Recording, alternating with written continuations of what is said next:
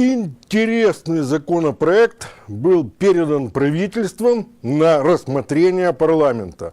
Он будет интересен одесситам, собирающимся уйти на пенсии и уже пребывающим в этом статусе. Суть его проста. Работающим пенсионерам предлагается выплачивать заработанное на счастливую старость пособие в размере 85% от начисленной суммы, но не ниже прожиточного уровня, который сегодня составляет, внимание, 949 гривен в месяц. Согласно пояснительной записке, предлагается также вовсе не выплачивать назначенные специальные пенсии работающим народным депутатам, государственным служащим и приравненным к ним лицам, судьям, прокурорам и другим лицам, имеющим право на спецпенсию. Исключение делается лишь для госслужащих в Министерстве обороны, Вооруженных силах Украины и правоохранительных органах в особый период.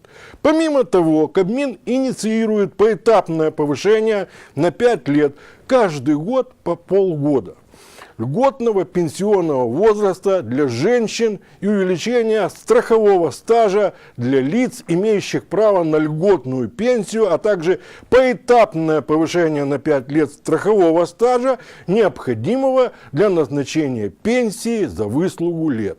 Повторяю, сей документ, именуемый законопроектом о внесении изменений в некоторые законодательные акты Украины о пенсионном обеспечении номер 2212, Кабинет министров внес в Верховную Раду вечером 23 февраля.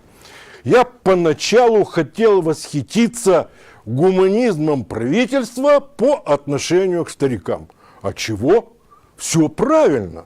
Отмантулили свою сознательную жизнь, кто на государство, а кто на собственника. Понятное дело, устали. Пусть теперь отдыхают.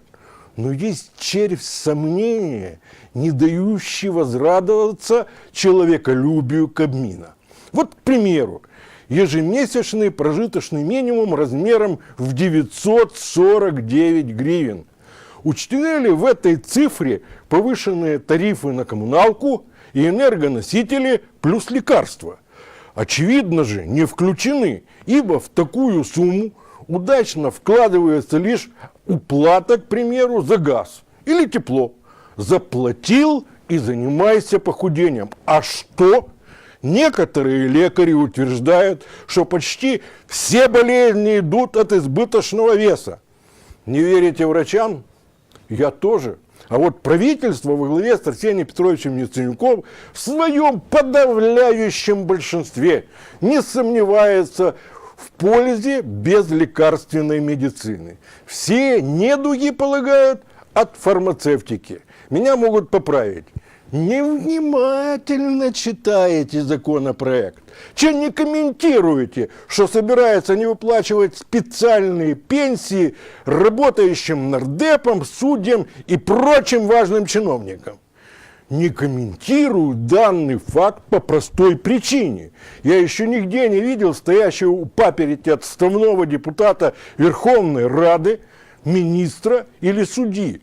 Крик «подайте на пропитание отставному депутату», увы, не ласкает мой слух. А вот то, что старикам, жаждущим не просить милостыню, а заработать пару копеек на пропитание, откажут в получении всего законно заработанного, это меня оскорбляет. Странно, но почему-то такая чувствительность не наблюдается в правительстве Украины.